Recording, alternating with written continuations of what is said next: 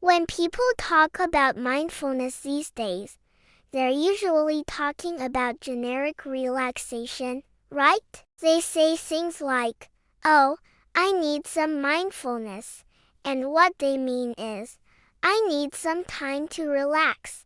But that's not what mindfulness is. Mindfulness is a meditation practice that originated in the Buddhist tradition. It was taught by the Buddha over 2,500 years ago. So how do we practice mindfulness? What is its function? What's it for? And why should we care? Let's explore this a little bit. So to begin with, let's clarify the difference between mindfulness and just generic relaxation or taking time to chill out. Because in a way, mindfulness is more difficult than just chilling out. When we just chill out, we usually do something passive. We might watch TV or scroll down some social media feed or something, and we kind of let our minds wander wherever it wants to go. With mindfulness, however, we have a little bit more intention. We actually turn our attention to the present moment. We bring our attention to bear on whatever it is that we're doing at that particular moment. And so there are many different ways that we can do this. There's mindful walking, which is paying attention to the sensations of walking. There's mindful eating, which is paying attention to the taste and the texture of the food that we're eating. Basically, any activity that we do mindfully is one where we are bringing our full awareness and attention to what it is that we are doing. We are not letting our minds wander off into the future or into the past. We are not ruminating about things that have already happened or worrying about things that might happen in the future. Instead, we're focused on the present. Now, the Buddhist tradition has many different kinds of mindfulness meditations. So, for example, sometimes we focus on our breath. And in focusing on our breath, we're training ourselves to be aware of the present moment. In our culture today, we often get lost in our thoughts. You know, we are thinking about what we have to do tomorrow or what we have to do next week or even years from now. Or we're thinking about things that happened in the past.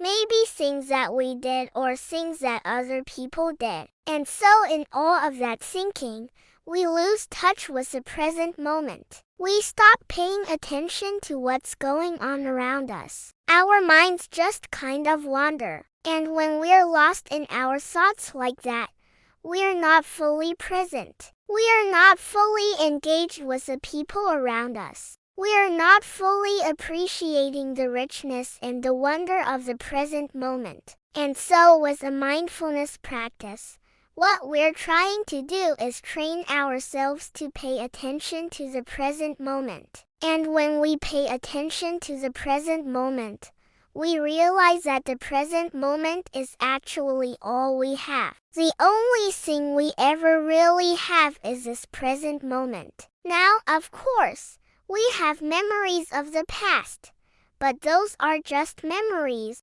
Those are just stories that we tell ourselves about the past. And we also have expectations about the future, but those are just expectations. Those are just things that we think might happen. They're not things that actually exist. The only thing that actually exists is this present moment. And so when we learn to be mindful, when we learn to be fully present, then we're actually living our lives to the fullest. We're really experiencing all that life has to offer. There are many different ways to practice mindfulness. One of my favorites is mindful walking. It's very easy to do, and all you do is just walk and pay attention to the sensations that arise as you walk. So you feel the ground beneath your feet as you take each step.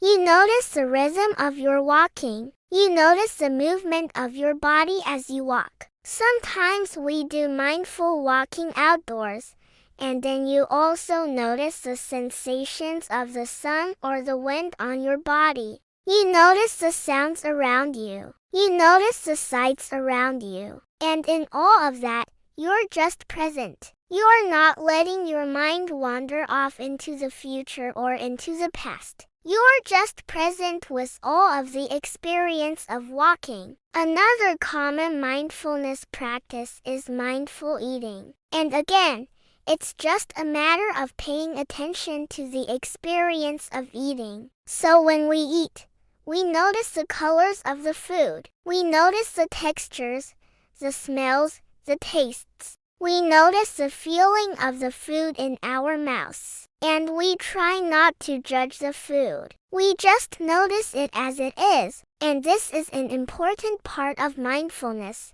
noticing things without judgment. You know, when we eat, sometimes we judge the food. Oh, this is too salty, or that's too spicy, or that's too bland, or whatever. And instead, with mindfulness, we just notice things without making those judgments. We simply notice them as they are. And another aspect of mindfulness is patience. You know, sometimes we get impatient when we're eating. Maybe we are hungry and we want more food, or maybe we don't like the taste of something and we want something else. And in those moments of impatience, we can practice mindfulness by just being patient, by just accepting things as they are. And so these are just a few examples of how we can practice mindfulness in our daily lives. And when we practice mindfulness,